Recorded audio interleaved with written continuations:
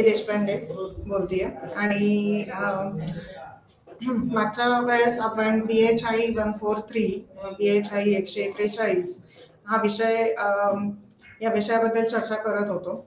तर मग आता या विषयाचंच पुढचं युनिट म्हणजे तिसरा आणि चौथा युनिट आपण आज बघणार आहोत किंवा त्याच्यावर चर्चा करणार आहोत.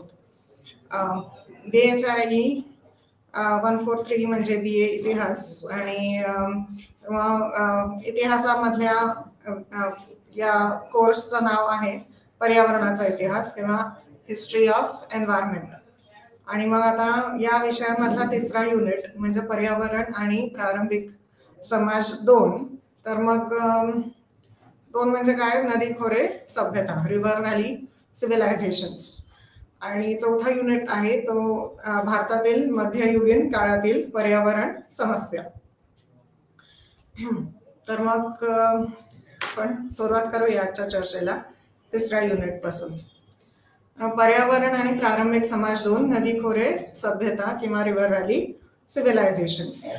तर मग सुरुवातीच्या समाजांमध्ये वसाहतींचे स्थान आणि निर्वाह स्वरूप प्रामुख्याने नैसर्गिक भौतिक परिसरांद्वारे निश्चित केले जात असे. तर म्हणजे वसाहतींचे स्थान आणि निर्वाह स्वरूप प्रामुख्याने नैसर्गिक भौतिक परिसरांद्वारे निश्चित केले जात असे.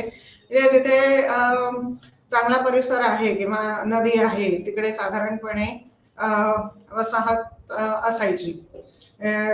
भरपूर झाडे आहेत किंवा मग नदी आहे किंवा मग फार कष्ट न करता आपल्या गरजा भागतील अशा ठिकाणी साधारणपणे वसाहत असायची. आणि जास्त करून आपण आता नदी खोरे सभ्यता बघतोय, नदी अभयारण्य वगैरे असं साधारणपणे त्याला प्रामुख्य दिलेलं आहे. तर मग नदीच्या खोऱ्या किंवा नदी आणि तिच्या उपनद्यांद्वारे निर्माण केलेली समृद्ध सुपीक मैदाने मानवी वसाहतींच्या उदयासाठी योग्य प्रदेश होते. तर सुपीक मैदाने का, तर मग तिकडे म्हणजे शेती करता येईल म्हणून. तर उपनद्यांद्वारे निर्माण केलेली समृद्ध सुपीक मैदाने शेती करण्याकरिता मानवी वसाहतींच्या उदयासाठी योग्य प्रदेश होते. अशा प्रकारे सुरुवातीच्या समाजांच्या विसर्जनात नद्यांची भूमिका लक्षणीय दिसून येते. जे साधारणपणे आपण जर का इतिहास बघितला, प्राचीन इतिहास जरी आपण बघितला, आफ्रिकेमध्ये नाईल नदी आणि इजिप्त आणि बाकी गंगा पण आहेच आहे. आणि युरोपामध्ये साधारणपणे तिकडच्या ज्या नद्या आहेत, म्हणजे जास्त करून नदी आणि तिच्या उपनद्यांद्वारे निर्माण केलेली समृद्ध सुपीक मैदाने मानवी वसाहतींच्या उदयासाठी योग्य प्रदेश होते. नाईल नदीचा फार मोठा भाग आहे आणि तेवढाच गंगेचा पण भाग आहे असं. मग मानवाचा निसर्गविरुद्धाचा संघर्ष हा प्रामुख्याने विविध नैसर्गिक शक्ती आणि बायोटा समजून घेण्याच्या दिशेने होता. तर विविध नैसर्गिक शक्ती म्हणजे आता नदी असेल आणि तिकडे म्हणजे नदी असल्यानंतर सुपीक जमीन असतेच आणि मग सुपीक जमीन असल्यावर शेती करता येते. आणि बायोटा म्हणजे जैविक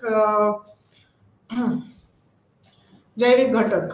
तर म्हणजे आता शेती केली तर मग शेती म्हटल्यानंतर शेती बरोबर जे सगळे जैविक घटक येतात ते म्हणजे मानवाचा निसर्ग विरुद्धचा संघर्ष हा प्रामुख्याने विविध नैसर्गिक शक्ती आणि बायोटा किंवा जैविक घटक समजून घेण्याच्या दिशेने होता. मग प्राणी आणि वनस्पतींचे पालन पोषण करून त्यांचा प्रसार करण्यासाठी प्रयत्न केले गेले. तर कोणत्या वनस्पती आपल्याला कोणत्या प्रकारे वापरल्याने आपल्याला फायदेशीर ठरते, आणि मग आपण पुढे बघूया की प्राणी सुद्धा कसे म्हणजे प्राण्यांचा सुद्धा कसा वापर केला गेला होता मानवी वसाहतींमध्ये. प्राणी आणि वनस्पतींचं पालन पोषण करून त्यांचा प्रसार करण्यासाठी प्रयत्न केले गेले. म्हणजे आता मेंढी असेल तर आपल्याला लोकर मिळतं, किंवा म्हणजे बैलामुळे शेती करता येते असं. तर मग प्राणी आणि वनस्पतींचे पालन पोषण करून त्यांचा प्रसार करण्यासाठी प्रयत्न केले गेले, जेणेकरून मानवांच्या फायद्यासाठी त्यांचे शोषण केले जाऊ शकते. म्हणजे आता मी उदाहरणं दिली तिथे. तर मग उत्तर भारतातील म्हणजे जेणेकरून मानवांच्या फायद्यासाठी त्यांचे शोषण केले जाऊ शकते. तर मग आता म्हणजे काय मेंढी असू दे, नाहीतर बैल असू दे, आणि मग वनस्पतींमध्ये रामायणापासून उल्लेख आहे संजीवनी वनस्पतीचा.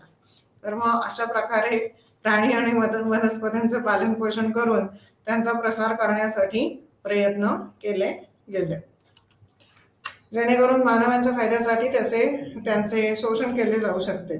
उत्तर भारतातील सुरुवातीच्या समाजांमध्ये कृषीकरण आणि नागरीकरणाची प्रक्रिया नैसर्गिक संसाधनांच्या शोषणाच्या माध्यमातून वेगवेगळ्या टप्प्यांमध्ये साध्य करण्यात आली. तर उत्तर भारत म्हणजे गंगा नदी आणि त्याचं खोरं पण आहे. तर ती जमीन अतिशय सुपीक आहे, आणि उत्तर भारतातील सुरुवातीच्या समाजांमध्ये कृषीकरण, म्हणूनच ती जमीन सुपीक असल्यामुळे कृषीकरण करता आले, आणि कृषीकरण झाले म्हणून नागरीकरणाची प्रक्रिया नैसर्गिक संसाधनांच्या शोषणाच्या माध्यमातून वेगवेगळ्या टप्प्यांमध्ये साध्य करण्यात आली. मग गंगा यमुना दोआबमध्ये अर्धभटक्या आर्य समाजाचे नंतरच्या वैदिक कालखंडात कृषी अर्थव्यवस्थेत रूपांतर झाले. म्हणजे गंगा यमुना दोआब म्हटल्यानंतर ते जे खोरं आहे, दोआब म्हणजे खोरं आणि सुपीक जमीन, त्याचा परिणाम म्हणजे सुपीक जमीन. तर मग अर्धभटक्या आर्य समाजाचे नंतरच्या वैदिक कालखंडात, लेटर वैदिक पिरियड, आर्य समाजाच्या नंतरच्या वैदिक कालखंडात म्हणजे कृषी अर्थव्यवस्थेत रूपांतर झाले. म्हणजे कृषी व्यवस्था किंवा शेती होतीच तिकडे, आणि मग शेतीचा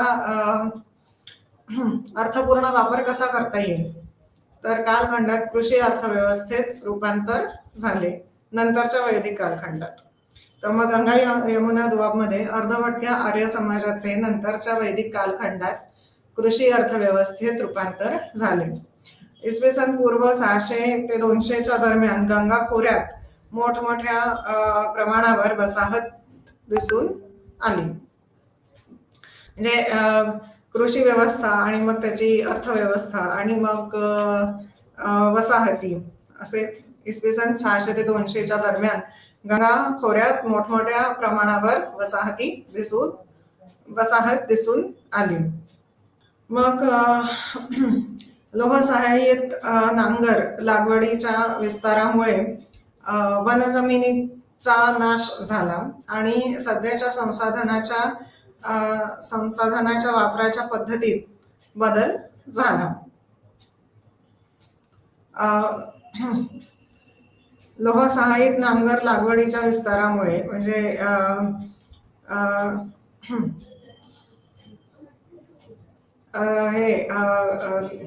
शेती करायला जे नांगर लागतं त्याचा म्हणजे वनजमिनीचा नाश झाला. म्हणजे आधी कृषी व्यवस्था आली, मग त्याची अर्थव्यवस्था आली, वसाहती आल्या, आणि वसाहत आल्या त्या मोठ्या मोठ्या प्रमाणात आल्या, आणि मोठ्या प्रमाणात आल्या म्हणून मग वनजमिनीचा नाश झाला, आणि सध्याच्या संसाधनाच्या वापराच्या पद्धतीत बदल झाला. मग मध्य गंगेच्या खोऱ्यात वेदोत्तर संस्कृतीचा विकास झाला. मध्य गंगेच्या खोऱ्यात वेदोत्तर संस्कृतीचा म्हणजे ते एका पाठोपाठ एक सगळं असं होत गेलं. ते म्हणजे गंगा नदीचं खोरं किंवा गंगा ही नदी आणि मग अतिशय सुपीक जमीन, मग कृषी व्यवस्था, कृषीचा उपयोग अर्थव्यवस्थेमध्ये, अर्थव्यवस्था म्हणजे कृषी व्यवस्था वाढली तशीच अर्थव्यवस्था वाढली, तशीच वसाहत वाढली आणि मग वनजमिनीचा नाश झाला. मध्यगंगेच्या खोऱ्यात वेदोत्तर संस्कृतीचा विकास झाला. म्हणजे साधारणपणे कोणत्याही नदीच्या जवळपास सुपीक जमीन असते आणि तिकडे संस्कृतीचा उगम होतो असं म्हणता येईल. तर मग मध्यगंगेच्या खोऱ्यात वेदोत्तर संस्कृतीचा विकास झाला. गुप्त काळात म्हणजे हे मौर्यांनंतर गुप्ता आले. तर मग गुप्ता या काळात लोअर गँजेटिक व्हॅली आणि उत्तर बंगाल प्रसिद्ध झाले. लोअर गँजेटिक व्हॅली म्हणजे गंगा नदीच्या खालचा भाग.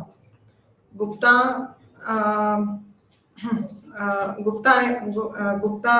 राज्यांच्या काळात लोअर गँजेटिक व्हॅली आणि उत्तर बंगाल प्रसिद्ध झाले. या सुपीक नदी खोऱ्या आणि मैदाने ताब्यात घेण्यासाठी राजकीय संस्थांनी लढा दिला. आताच थोड्या वेळापूर्वी नदी असेल, त्याच्या आसपास सुपीक जमीन असेल, सुपीक जमीन असल्यावर त्याच्यावर कृषी व्यवस्था येणार, कृषी व्यवस्था त्याचा मग जास्त करून अर्थव्यवस्थेकडे, कृषी व्यवस्था आली, मग अर्थव्यवस्था आली, वसाहती वाढल्या, वनजीवन किंवा वनजमिनीचा नाश झाला, संस्कृतीचा उगम झाला आणि या सुपीक नदी खोऱ्यात आणि मैदाने ताब्यात घेण्यासाठी राजकीय संस्थांनी लढा दिला. मग दक्षिणेमध्ये संगम युगाच्या काळात, दक्षिणेमध्ये हे म्हणजे साधारणपणे मध्य भारत किंवा लोअर गँजेटिक व्हॅली आपण म्हणतो, तर किंवा म्हणजे लोअर गँजेटिक व्हॅली, गंगा नदीचा खालचा भाग आणि उत्तर बंगाल प्रसिद्ध झाले. तर दक्षिणेमध्ये संगम युगाच्या काळात किनारपट्टी आणि नदी खोऱ्यांचा विकास आणि विरोधाभासी भूगोल यामुळे येथील राज्य परिवर्तनाच्या प्रक्रियेवर परिणाम झाला. म्हणजे संस्कृतीचा उगम होतो आणि नंतर मग राज्य परिवर्तनाच्या प्रक्रियेवर परिणाम झाला. तर मानवी क्रियाकलापांनी टोपोग्राफीचे रूपांतर केले.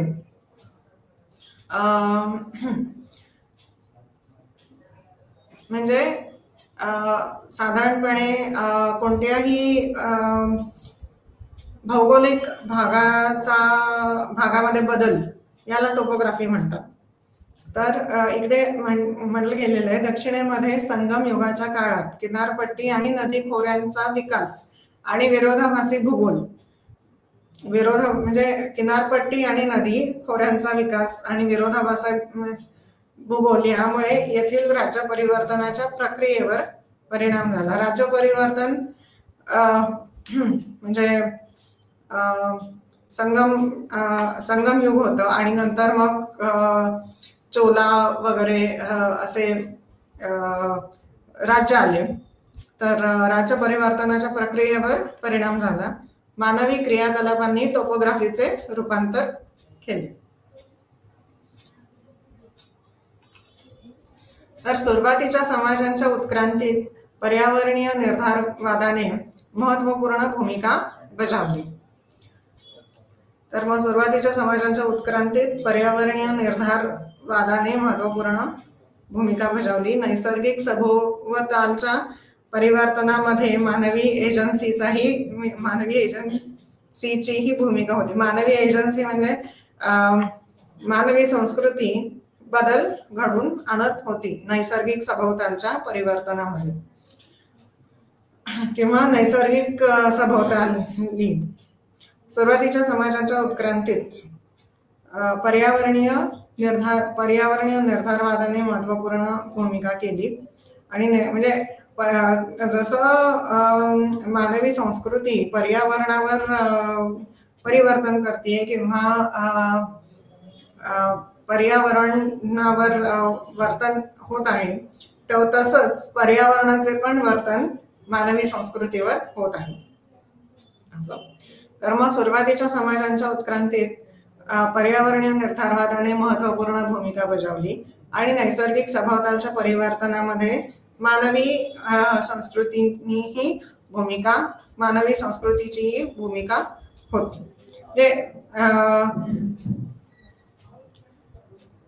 आपण काहीतरी करतो आणि आपल्यावर काही होत नाही असं तर काही होत नाही. तर मग म्हणून समाजाच्या उत्क्रांतीत पर्यावरणीय निर्धारवादाने महत्वपूर्ण भूमिका बजावली आणि नैसर्गिक सभोवतालच्या परिवर्तनामध्ये मानवी संस्कृतींची भूमिका होती. मग मानववंशजन्य क्रियाकलापांच्या अस्तित्वासाठी संघर्ष करताना पर्यावरणीय घटकांचा नक्कीच प्रभाव होत असतो.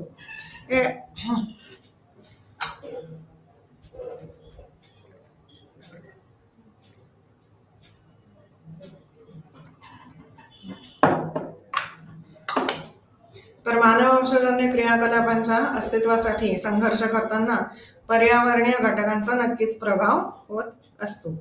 म्हणजे असे वेगवेगळे भौगोलिक भाग आहेत किंवा वेगवेगळी भौगोलिक पर्यावरण आहेत आणि तिकडचे लोक त्याप्रमाणे त्यांचं जसं पर्यावरण असेल त्याप्रमाणे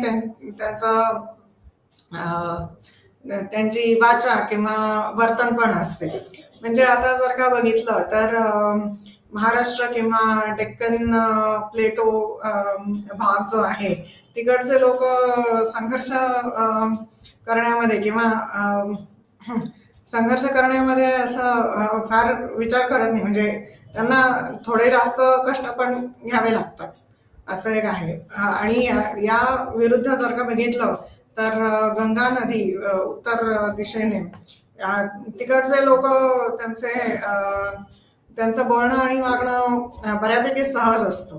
त्यांना एवढे कष्ट नाही करावे लागत जेवढे कष्ट महाराष्ट्रामध्ये किंवा डेक्कन प्लेटो या भौगोलिक भागामध्ये वसाहत ज्यांची आहे म्हणजे त्या लोकांचे स्वभाव तुमचं भौगोलिक पर्यावरण बऱ्यापैकी मानवी स्वभाव घडवत असतो आणि तशा संस्कृती पण घडत असतात. हे मानवी स्वभाव हा हे एक स्तर झाला आणि मग संस्कृती म्हटल्यानंतर तो सामाजिक स्तर झाला, समाजाचा स्तर झाला. तर मग एका मानवाचा जो स्वभाव असतो तो त्या संस्कृतीचा पण असतो आणि त्याचे कारण म्हणजे भौगोलिक पर्यावरण. तर मानववंशजन्य क्रियाकलापांच्या अस्तित्वासाठी संघर्ष करताना पर्यावरणीय घटकांचा नक्कीच प्रभाव होतो. कारण म्हणजे शिवाजीच्या काळापासून आपण जर का बघितलं तर मग कष्ट हे म्हणजे आणि कष्ट करायला असं म्हणजे विचार नाही केला जात कारण ती भौगोलिक पर्यावरण त्या पद्धतीचे आहे असं आहे. तर मग परंतु मानवी क्रियाकलापांचा देखील शारीरिक पर्यावरणावर परिणाम होऊ लागला. तर मग म्हणजे वर्तन आणि स्वभाव या दोन्हीवर परिणाम होतो भौगोलिक पर्यावरणाचा मानवी जीवनावर आणि मानवी क्रियाकलापांचा देखील शारीरिक पर्यावरणावर परिणाम होऊ लागला. जे साधारणपणे माणसाची उत्क्रांती जर का बघितली तर ती उत्क्रांती कशी झाली ते म्हणजे पर्यावरणाशी संबंध आणि संघर्ष करतानाच झाली. तर मानवी क्रियाकलापांचा देखील शारीरिक पर्यावरणावर परिणाम होऊ लागला. आणि आता आपण पर्यावरण आणि प्रारंभिक समाज 2 नदी खोरे सभ्यतेचे कीवर्ड किंवा महत्वाच्या संकल्पना आपण बघूया. तर जलसंवर्धन म्हणजे काय? जलसंधारणाच्या उद्देशाने जलसंधारणाचे व्यवस्थापन करण्यासाठी नैसर्गिक मार्ग आणि नद्यांच्या वैशिष्ट्यांमध्ये संधारणाद्वारे मानवी हस्तक्षेप केला जातो. तर ते म्हणजे जलसंवर्धन. मग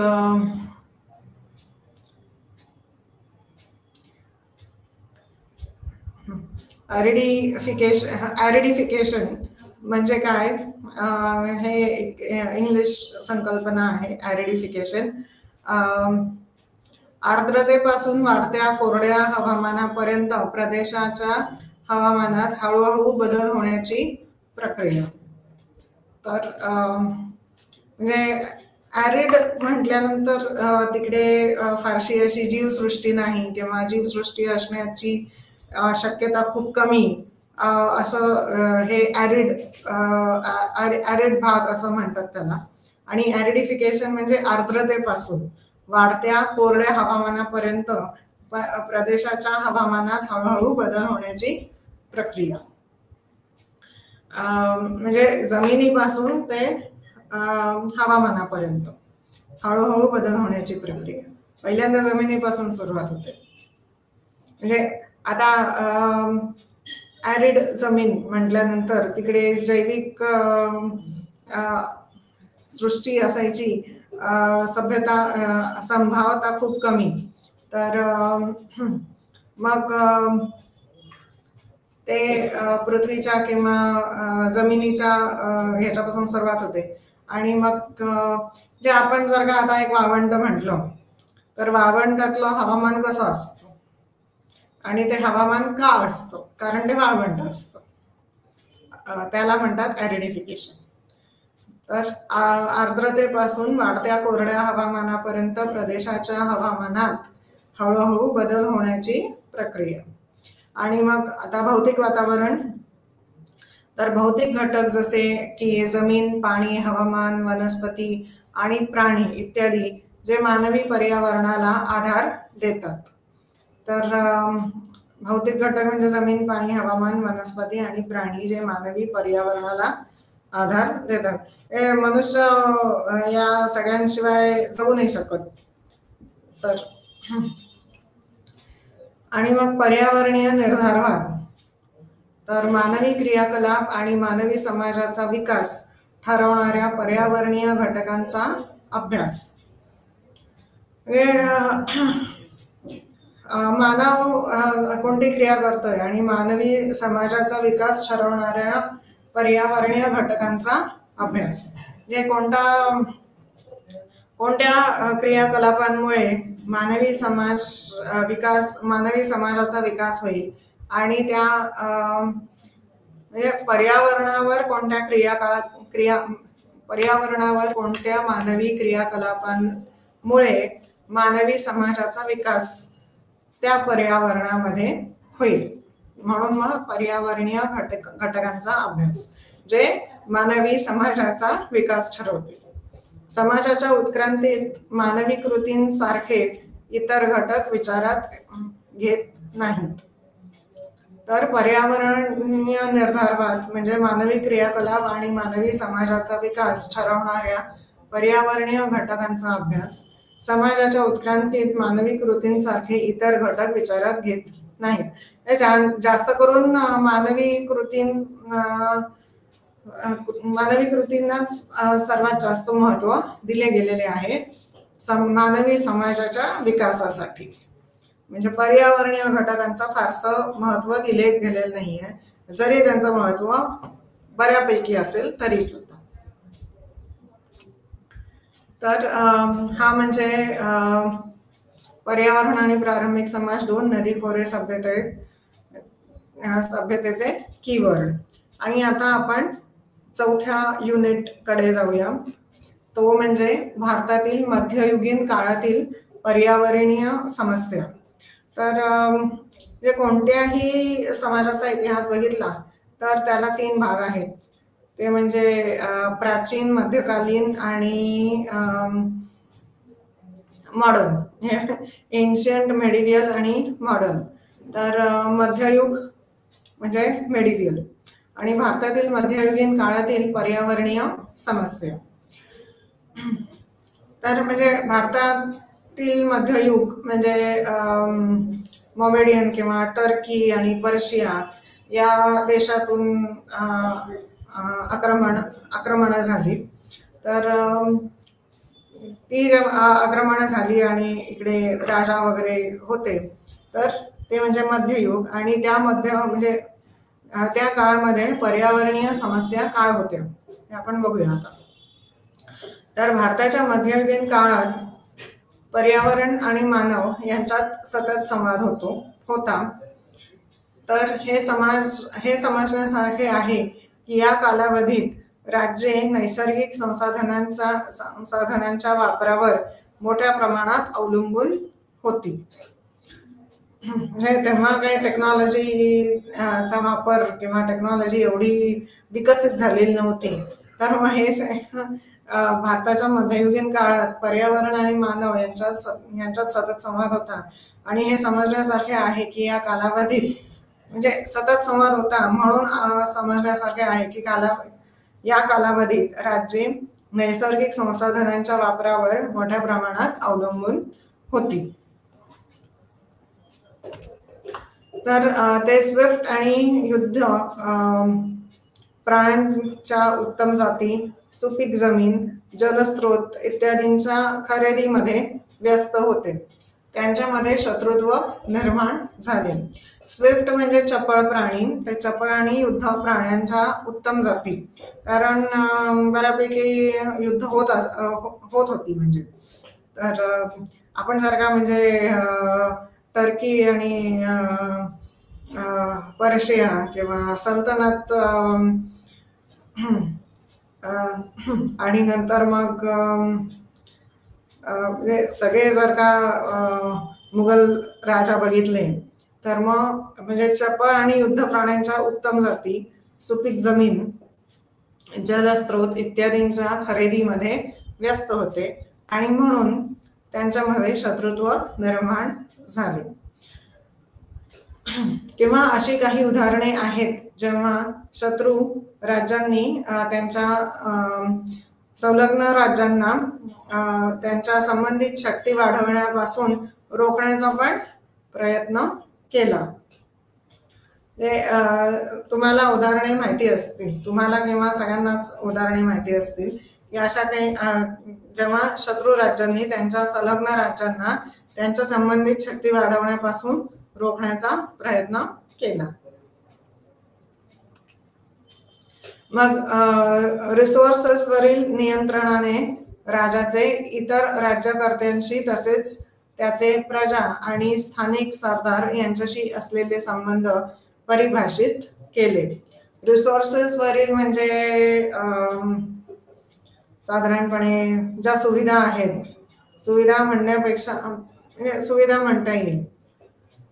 सुविधा नियंत्रणाने राज्याचे इतर राज्यकर्त्यांशी तसेच त्याचे प्रजा आणि स्थानिक सरदार यांच्याशी असलेले संबंध परिभाषित केले. म्हणून रामचंद्र गुहा आणि माधव गाडगीळ यांसारख्या इतिहासकारांच्या प्रस्तावाला विरोध केला गेला आहे. तर त्यांचे काय प्रस्ताव होते? प्रस्ताव असा आहे किंवा होता की वसाहती युगापूर्वी म्हणजे कॉलोनियल ब्रिटिशांचं राज्य आलं. ब्रिटिशांनी कॉलनीज वसाहत निर्माण केली. वसाहती युगापूर्वी पारंपरिक समाजांद्वारे नैसर्गिक संसाधनांचा विवेकपूर्ण वापर होता. तर प्रस्ताव असा आहे की वसाहती युगापूर्वी म्हणजे ब्रिटिशांनी भारतातले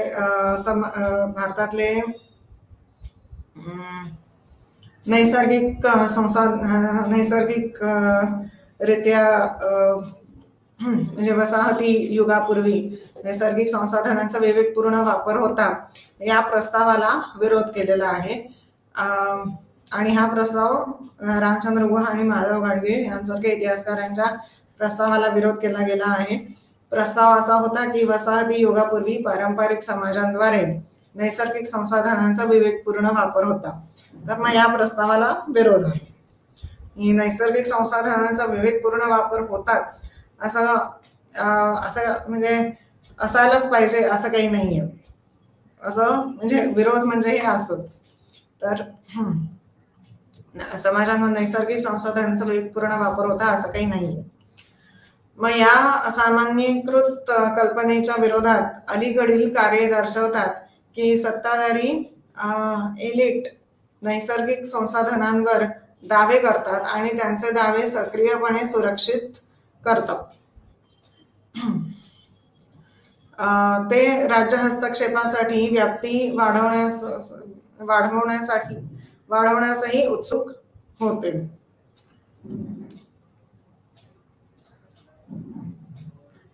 सत्ताधारी एलिट नैसर्गिक संसाधनांवर दावे करतात आणि त्यांचे दावे सक्रियपणे सुरक्षित करतात. ते राज्य हस्तक्षेपासाठी व्याप्ती वाढवण्यासही उत्सुक होते.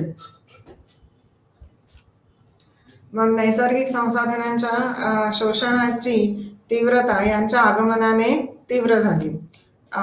कोणाच्या? औद्योगिक क्रांती, इंडस्ट्रियल रेव्होल्युशन आणि वसाहती विस्तार म्हणजे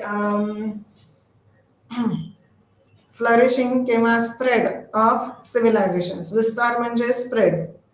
तर नैसर्गिक संसाधनांच्या शोषणाची तीव्रता यांच्या आगमनाने तीव्र झाली. ते म्हणजे औद्योगिक क्रांती आणि वसाहती विस्तार. म्हणजे आता औद्योगिक क्रांती म्हटल्यानंतर त्याला म्हणजे धातू वगैरे पण आले आणि मग आता शेती जर का करायची किंवा कृषी उद्योग, तर म्हणजे बैलाने शेती करता येते, पण ते बैलाने शेती केव्हा करता येईल? जेव्हा त्याला नांगर असेल. आणि तर मग ते म्हणजे औद्योगिक क्रांती आणि वसाहती विस्तार. ते म्हणजे वसाहती पण वाढत गेल्या आणि म्हणजे कृषी उद्योगाला अर्थ दिला गेला आणि अर्थशास्त्र म्हणजे कृषी उद्योगाला अर्थ दिला गेला आणि मग वसाहती पण वाढल्या. वसाहती वाढल्या, औद्योगिक क्रांती झाली, पुन्हा वसाहतींचा विस्तार झाला आणि नैसर्गिक संसाधनांच्या शोषणाची तीव्रता वाढली.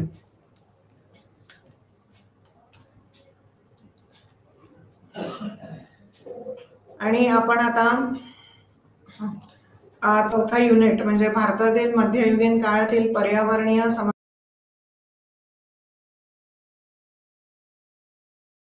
म्हणजे दोआब. तर दोआब म्हणजे काय? दोन अभिसरण नद्यांमधील जमिनीचा एक सुपीक मार्ग गाळयुक्त मातीच्या उपस्थितीमुळे. ती म्हणजे जमीन सुपीक बनते तर मग ते गाळयुक्त मातीच्या उपस्थितीमुळे आणि त्याच्यावर मग शेती करता येते. ते म्हणजे दोआब. तर दोन अभिसरण नद्यांमधील जमिनीचा एक सुपीक मार्ग गाळयुक्त मातीच्या उपस्थितीमुळे. तर पर्यावरणीय साम्राज्यवाद, तर तो म्हणजे काय? तर अल्फ्रेड क्रॉस्बी यांनी मांडलेला सिद्धांत जो युरोपियन वनस्पती आणि जीवजंतूंचा अपघाती किंवा हेतुपुरस्सर परिचय करून देतो आणि रोगनिदान विषयक रोग प्राणी आणि वनस्पती आणि त्यांच्या पर्यावरणात बदल यामुळे त्यांना वसाहतवादी साम्राज्ये यशस्वीपणे उभारता आली. म्हणजे अल्फ्रेड क्रॉस्बी यांनी म्हटलं काय की म्हणजे वनस्पती आणि जीवजंतूंचा अपघाती किंवा हेतुपुरस्सर परिचय करून आणि रोगनिदान विषयक रोग प्राणी आणि वनस्पती आणि त्यांच्या पर्यावरणात बदल ते म्हणजे कशामुळे? तर मग ते मानवी क्रियाकलापांमुळे असं आहे. तर यामुळे त्यांना वसाहतवादी साम्राज्य यशस्वी आणि मानवी क्रियाकलापांमुळे म्हणून मग वसाहतवादी साम्राज्य यशस्वीपणे उभारता आली. तर म्हणजे युरोपियन लोकांना इकडे वसाहत साम्राज्य कॉलोनियल एम्पायर्स यशस्वीपणे उभारता आली, कारण त्यांनी म्हणजे वनस्पती आणि जीवजंतूंचा अपघाती किंवा हेतुपुरस्सर परिचय करून दिला आणि त्यांच्यामध्ये म्हणजे त्यांच्यामध्ये असोसिएशन झालं किंवा म्हणजे परिचय करून दिला आणि या परिचयामुळे मग पर्यावरणात बदल आला आणि यामुळे त्यांना वसाहतवादी साम्राज्य यशस्वीपणे उभारता आली. म्हणजे वसाहतवादी साम्राज्य यशस्वीपणे उभारता आली कारण पुन्हा त्यांनी पर्यावरणामध्ये बदल केला आणि पर्यावरणामध्ये बदल केला म्हणजे ते अपघाती किंवा हेतुपुरस्सर परिचय करून दिला पर्यावरणामधल्या वेगवेगळ्या घटकांचा, ते जैविक असू दे किंवा मग अजैविक असू दे. तर अल्फ्रेड क्रॉस्बी यांनी मांडलेला सिद्धांत जो युरोपियन वनस्पती आणि जीवजंतूंचा अपघाती किंवा हेतुपुरस्सर परिचय करून देतो आणि रोगनिदान विषयक रोग प्राणी आणि वनस्पती आणि त्यांच्या पर्यावरणात बदल. तर मग यामुळे त्यांना वसाहतवादी साम्राज्य यशस्वीपणे उभारता आले, कॉलोनियल एम्पायर्स, आणि पर्यावरणामध्येच बदल केले. मग आता ते बदल केले म्हणजे ते अपघातीपणाने झाले किंवा मग हेतुपुरस्सर झाले. तर आता साकिया म्हणजे काय, तर दुष्काळी प्राण्यांना म्हणजे बैल, खेचर किंवा उंट दुष्काळी प्राण्यांना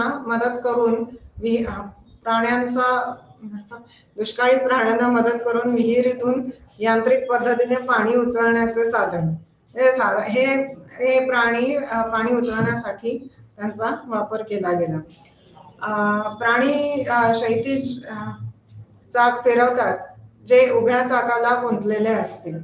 याला पर्शियन व्हील किंवा रहाट असेही म्हणतात आणि याचं चित्र पण आहे, आपण बघूया ते. तर मग साकिया म्हणजे दुष्काळी प्राण्यांना मदत करून विहिरीतून यांत्रिक पद्धतीने पाणी उचलण्याचे साधन आणि प्राणी क्षैतिज चाक फिरवतात जे उभ्या चाकाला गुंतलेले असते. याला पर्शियन व्हील किंवा रहाट असेही म्हणतात. तर साकिया हे एक तंत्र होतं आणि ते भारतातील मध्ययुगात आपल्याला दिसून येतं. म्हणजे भारताच्या मध्ययुगात पाणी मिळण्यासाठी साकियाचा उपयोग केला जात होता. मग दोन्ही पाणी उचलणारी यंत्रे असली आणि त्यात पाण्याची भांडी जोडलेल्या मोठ्या उभ्या चाकाचा समावेश असला तरीही ते नोरियापेक्षा वेगळे आहे. पण नोरिया नेहमी नदीवर वापरले जाते कारण ते पाण्याच्या उभ्या शरीरावर काम करत नाही. साकियाचे वर्णन करण्यासाठी संस्कृत शब्द अर्घट्टा हा प्राचीन ग्रंथांमध्ये वापरला जातो. आता नोरिया म्हणजे काय हे पण आपण बघूया. तर मग म्हणजे साकिया दुष्काळी प्राण्यांचा वापर करून दोन्ही पाणी उचलणारी यंत्रे असली आणि त्यात पाण्याची भांडी जोडलेल्या मोठ्या उभ्या चाकाचा समावेश असला तरीही ते नोरियापेक्षा वेगळे आहे. कारण नोरिया नेहमी नदीवर वापरले जाते कारण ते पाण्याच्या उभ्या शरीरावर काम करत नाही. साकियाचे वर्णन करण्यासाठी संस्कृत शब्द अर्घट्टा हा प्राचीन ग्रंथांमध्ये वापरला जातो आणि साकिया जास्त करून म्हणजे विहिरीतून पाणी काढणे. साकियाचा उपयोग कसा केला जातो तर विहिरीतले पाणी घेणे याच्यासाठी. तर मग ही म्हणजे साकिया आहे आणि म्हणजे साधारणपणे आपल्याला दिसतीये की अगदी कोपऱ्यात बैल आहे आणि तो ते चाक फिरवतोय, आडवं चाक, आणि मग खाली त्याच्या हे इकडे उभे चाक असे आहे. तर मग जसा बैल फिरतोय तसं ते पाणी मिळतंय आणि इकडनं पाणी जातंय. म्हणजे शेतीसाठी किंवा कृषीसाठी सुद्धा साकियाचा वापर केला जातो. शेतीला पाणी देण्यासाठी. ही अजून एक साकियाची प्रतिमा म्हणजे ही अशी एक आहे. म्हणजे आधीच्या प्रतिमेमध्ये बैल दाखवलाय, या प्रतिमेमध्ये गाढव दाखवलेलं आहे. तर मग गाढव असं हे आडवं चाक फिरवतंय आणि या उभ्या चाकातून पाणी मिळतंय. तर मग ही म्हणजे साकिया. आणि नोरियाची प्रतिमा म्हणजे नोरिया कायम नदीवरच असते. साकिया म्हणजे विहिरीतून पाणी काढायला आणि नोरिया ही नदीवर. तर मग हे म्हणजे साधारणपणे दिसतंय की चाक आहे आणि त्याला प्रत्येक ठिकाणी बादल्या लावलेल्या आहेत. जसं चाक फिरतंय तसं प्रत्येक बादलीत पाणी येतंय आणि पॅडल्स आहेत म्हणजे यांच्या मदतीने ते चाक फिरवलं जातं. आणि म्हणजे जसं पाणी भरतंय तसं ते इकडे येतं आणि या मार्गाने आपल्याला पाणी मिळतं. तर मग ही म्हणजे नोरिया. आणि म्हणजे नोरियाची आणखीन एक प्रतिमा ही आहे. मग इकडे दिसतात म्हणजे पाणी घेण्यासाठी अशी भांडी आहेत आणि इकडे बरेच आहेत. म्हणजे आधीच्या याच्यात एकच दिसत होतं जिकडनं पाणी जात आहे. तर मग याच्यात 4 आहेत. आधीचं हे थोडं असं लहान म्हणता येईल त्याला, हे जरा मोठं आहे. 4ही ठिकाणून पाणी मिळतं. मग कमीत कमी 3 ठिकाणून तरी मिळेल या प्रतिमेमध्ये.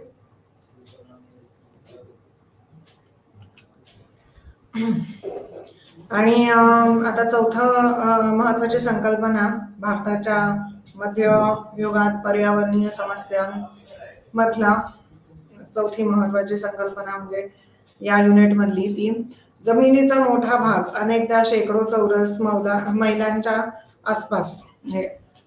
जमिनीचा मोठा भाग केवढा मोठा तर शेकडो चौरस मैलांच्या आसपास सैनिकांनी प्रदक्षिणा घातली, ज्यांनी हळूहळू बंद केले आणि हजारो प्राणी केंद्रात गोळा केले.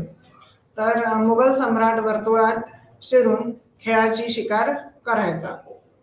तर जमिनीचा मोठा भाग सैनिकांनी प्रदक्षिणा घातले, ज्यांनी हळूहळू बंद केले आणि हजारो प्राणी केंद्रात गोळा केले. सैनिकांनीच ही जमीन ठरवली केवढी असायला पाहिजे. सैनिकांनी प्रदक्षिणा घातले, ज्यांनी हळूहळू बंद केले आणि हजारो प्राणी केंद्रात गोळा केले. मुघल सम्राट वर्तुळात शिरून खेळाची शिकार करायचा. तर जोपर्यंत त्याची शिकार होत नाही तोपर्यंत म्हणजे जोपर्यंत मुघल सम्राट शिकार करत नाही तोपर्यंत कोणीही मंडळाच्या आत पाऊल टाकू शकत नाही. म्हणजे खेळच खेळायचा मुघल सम्राट. कारण हजारो प्राणी केंद्रात गोळा केलेले असावेत आणि म्हणजे मुघल सम्राट प्राण्यांशी खेळायचा. तर जोपर्यंत त्याची शिकार होत नाही तोपर्यंत कोणीही मंडळाच्या आत पाऊल टाकू शकत नव्हते. शिकार करण्याच्या या पद्धतीने जमिनीचा मोठा भाग व्यापला आहे. त्यामुळे सभोवताली आणि प्राण्यांना गोळा करण्यात आणि त्यांची शिकार करण्यात साधारणपणे महिने लागले असं आहे. तर ते म्हणजे कमरगाव.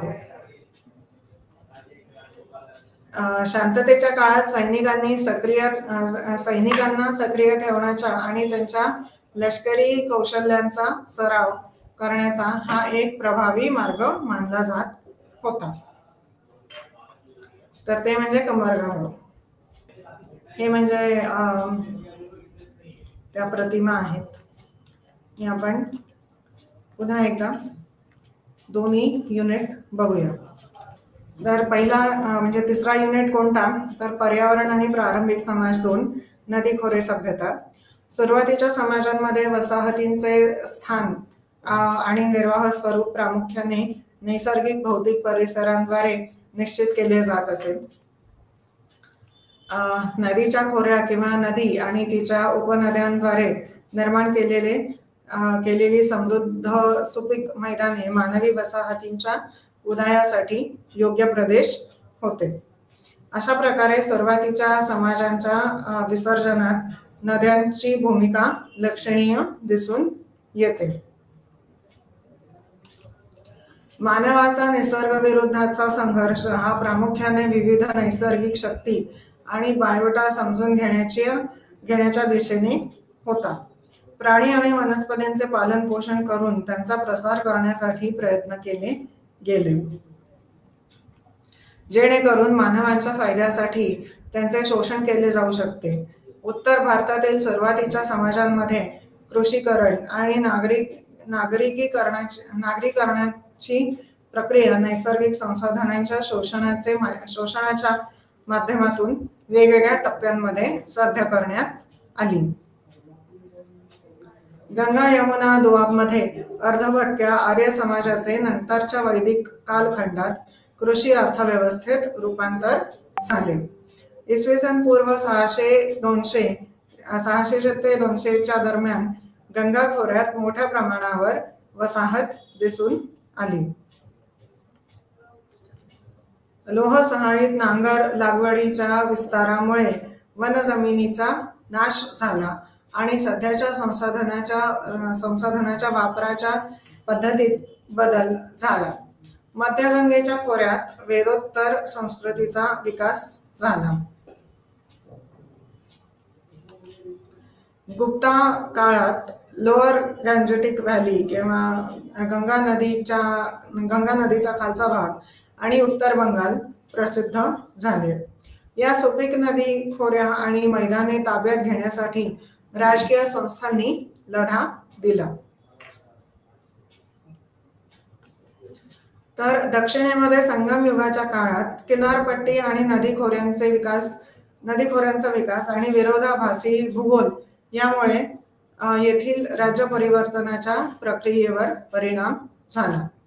मानवी क्रियाकलापांनी टोपोग्राफीचे किंवा भौगोलिक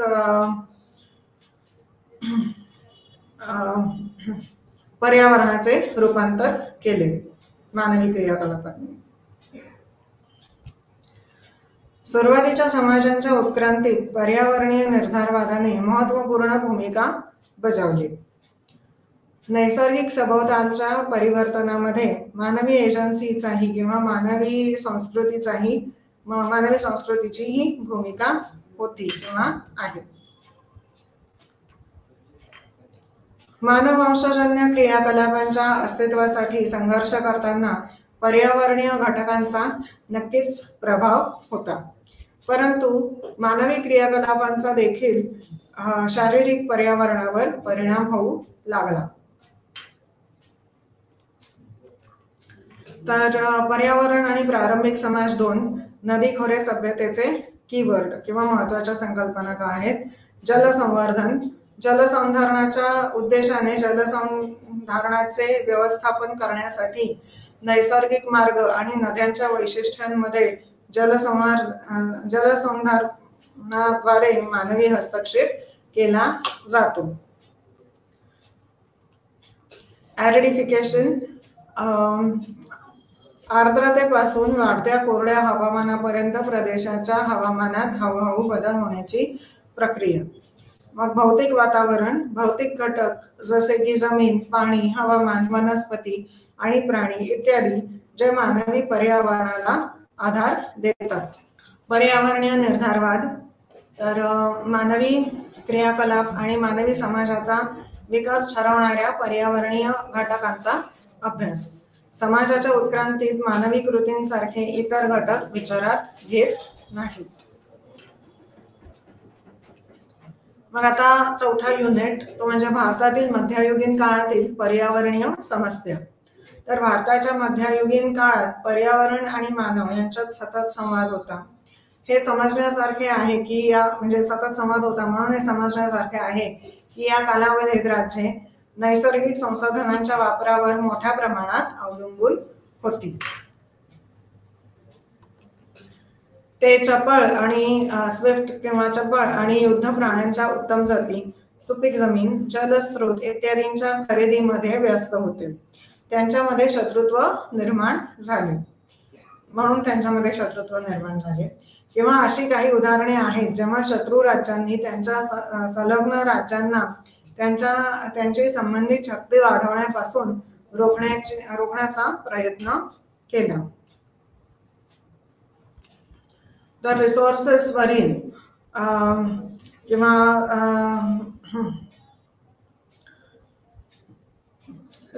रिसोर्सेसवरील नियंत्रणाने किंवा रिसोर्सेस म्हणजे सुविधांवरील नियंत्रणाने राजाचे इतर राज्यकर्त्यांशी तसेच त्याचे प्रजा आणि स्थानिक सरदार यांच्याशी असलेले संबंध परिभाषित केले. म्हणून रामचंद्र गुहा आणि माधव गाडगीळ यांसारख्या इतिहासकारांच्या प्रस्तावाला विरोध केला गेला आहे. तर प्रस्ताव असा आहे की वसाहती युगापूर्वी पारंपरिक समाजांद्वारे नैसर्गिक संसाधनांचा विवेकपूर्ण वापर होता. या प्रस्तावाला विरोध आहे. या सामान्यकृत कल्पनेच्या विरोधात अलीकडील कार्य दर्शवतात की सत्ताधारी एलिट नैसर्गिक संसाधनांवर दावे करतात आणि त्यांचे दावे सक्रियपणे सुरक्षित करतात. ते राज्य हस्तक्षेपासाठी व्याप्ती वाढवण्यासही उत्सुक होते. नैसर्गिक संसाधनांच्या शोषणाची तीव्रता यांच्या आगमनाने तीव्र झाली. औद्योगिक क्रांती आणि वसाहती विस्तार. तर आता भारतातील मध्ययुगीन काळातील पर्यावरणीय समस्या या युनिटचे कीवर्ड किंवा महत्वाच्या संकल्पना. तर दोआब म्हणजे काय? दोआब दोन अभिसरण नद्यांमधील जमिनीचा एक सुपीक मार्ग गाळयुक्त मातीच्या उपस्थितीमुळे आणि म्हणून तिकडे म्हणजे कृषी केली जाऊ शकते, ते म्हणजे दोआब. तर पर्यावरणीय साम्राज्यवाद अल्फ्रेड क्रॉस्बी यांनी मांडलेला सिद्धांत जो युरोपियन वनस्पती आणि जीवजंतूंचा अपघाती किंवा हेतुपुरस्सर परिचय करून देतो आणि रोगनिदान विषयक रोग प्राणी आणि वनस्पती आणि त्यांच्या पर्यावरणात बदल यामुळे आली. तर मग साकिया म्हणजे काय? दुष्काळी प्राण्यांना म्हणजे बैल, खेचर किंवा उंट मदत करून विहिरीतून यांत्रिक पद्धतीने पाणी उचलण्याचे साधन. प्राणी क्षैतिज चाक फिरवतात जे उभ्या चाकाला गुंतलेले असते. याला पर्शियन व्हील किंवा रहाट असेही म्हणतात. तर दोन्ही पाणी उचलणारी यंत्रे असली आणि त्यात पाण्याची भांडी जोडलेल्या मोठ्या उभ्या चाकाचा समावेश असला तरीही ते नोरियापेक्षा वेगळे आहे. पण नोरिया नेहमी नदीवर वापरले जाते कारण ते पाण्याच्या उभ्या शरीरावर काम करत नाही. साकियाचे वर्णन करण्यासाठी संस्कृत शब्द अर्घट्टा हा प्राचीन ग्रंथांमध्ये वापरला जातो. तर मग ही म्हणजे साकियाची प्रतिमा आहे, पहिली प्रतिमा. इकडे बैल ते क्षितिज चाक किंवा आडवं चाक फिरवतोय आणि जसा आडवं चाक फिरतोय तसं हे उभं चाक फिरलं जातंय आणि म्हणून मग पाणी येतंय. अशा प्रकारे पाणी म्हणजे दिसतंय. तर इकडे पण एक साकिया आहे आणि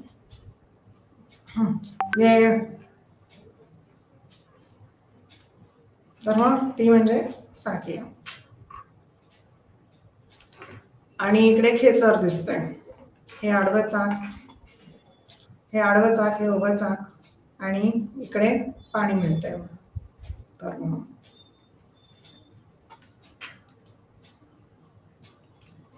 आता नोरिया जे इकडे अशा नोरिया नदीवर असते आणि साकिया विहिरीवर असते.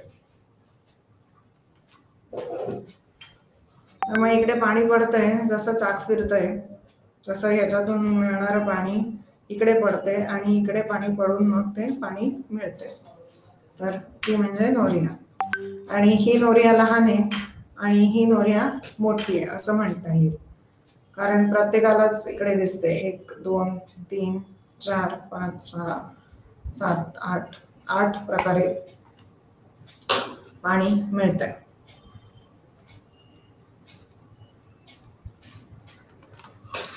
तर चौथं महत्वाची संकल्पना म्हणजे कमरगाह. जमिनीचा मोठा भाग अनेकदा शेकडो चौरस मैलांच्या आसपास सैनिकांनी प्रदक्षिणा घातले, ज्यांनी हळूहळू बंद केले आणि हजारो प्राणी केंद्रात गोळा केले.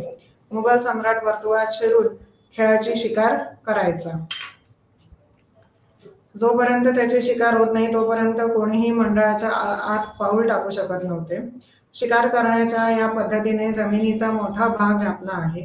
त्यामुळे सभोवताली आणि प्राण्यांना गोळा करण्यात आणि त्यांची शिकार करण्यात साधारणपणे महिने लागले. तर शांततेच्या काळात सैनिकांना सक्रिय ठेवण्याचा आणि त्यांच्या लष्करी कौशल्यांचा सराव करण्याचा हा एक प्रभावी मार्ग मानला जात होता. धन्यवाद. तर मग आपण पर्यावरणीय इतिहास किंवा पर्यावरणाचा इतिहास या विषयाचा 5वा आणि 6वा युनिट चर्चा करण्यासाठी पुन्हा भेटू. पुन्हा एकदा धन्यवाद.